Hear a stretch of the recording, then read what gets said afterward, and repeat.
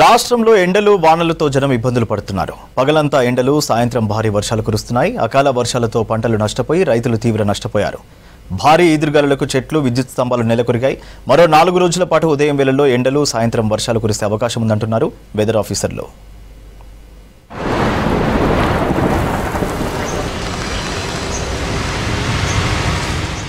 రాష్ట్రంలో భిన్న వాతావరణం కొనసాగుతోంది. ఉదయం నుంచి మధ్యాహ్నం వరకు ఎండలు, సాయంత్రం తర్వాత వర్షం కురుస్తోంది. మరో 4 రోజుల పాటు ఇదే పరిస్థితి ఉందంటున్నారు వాతావరణ శాఖ అధికారులు. అధిక ఎండలతో ఉత్తర తెలంగాణ, పాలమూరు జిల్లాకు ఆరెంజ్ అలర్ట్ జారీ చేశారు. బంగాళాఖాతంలో ద్రోణి ప్రభావంతో సాయంత్రం వర్షాలు కురవవచ్చని తెలిపారు వెదర్ ఆఫీసర్లు. మన రాష్ట్ర సరిహద్దుల్లో కనుక చూసుకున్నట్లయితే అటు రాజస్థాన్ నుంచి అటు తమిళనాడు వరకు కూడా విదర్భ, మర్తవాడ మీదుగా ఒక ద్రోణి అనేది కొనసాగుతుంది. ప్రస్తుతం ఇది సముద్ర మట్టానికి 900 మీటర్ల ఎత్తులో కొనసాగడం వల్ల రానున్న 4 రోజులు కూడా తెలంగాణలో కొన్ని చోట్ల, ముఖ్యంగా ఉత్తర తెలంగాణ జిల్లాల్లో మాత్రం తేలికపాటి నుంచి మోస్తరు వర్షాలు ఉండే అవకాశాలు అయితే కనిపిస్తున్నాయి. రాష్ట్రంలో ఎండల తీవ్రత పెరిగింది. ఎండల తీవ్రతకు సన్ స్ట్రోక్ తగిలే అవకాశం ఉందంటున్నారు డాక్టర్లు. మధ్యాహ్నం బయటకు వెళ్తే జాగ్రత్తలు అవసరం అంటున్నారు. తెలంగాణలో ఇప్పటి వరకు వడదెబ్బ బారిన పడి ఎవరూ మరణించలేదని చెప్పారు ఆరోగ్య కుటుంబ సంక్షేమ శాఖ director Ravinder Nayak. First of all ఎండాకాలంలో మనం అతి చక్కగా జాగ్రత్త తీసుకోవాల్సింది ఏంటంటే టైం టు టైం నీళ్లు తాగాలండి. దప్పిక కాకుండా కూడా నీళ్లు తాగాలి.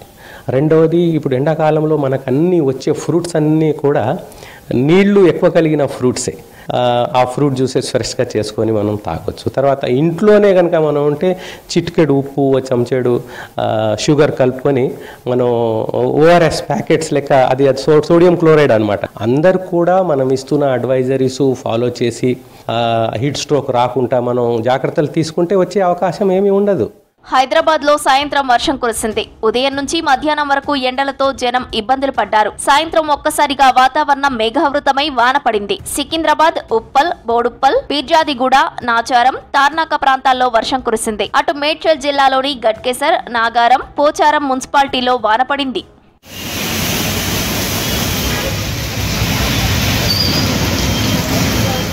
మంచిర్యాల జిల్లాలో గాలివాన బీభత్సం సృష్టించింది. కన్నెపల్లి మండలం లింగాల గ్రామంలో కురిసిన గాలివానకు వస్తువులు చెల్లాచెదురయ్యాయి. అంజన్న అనే వ్యక్తి ఇంటి ముందు ఉన్న రేకులు గాలి దుమారానికి ఇంటి పైకి వచ్చి పడ్డాయి. దాంతో ఇల్లు ధ్వంసమైందని బాధితుడు ఆవేదన వ్యక్తం చేశాడు.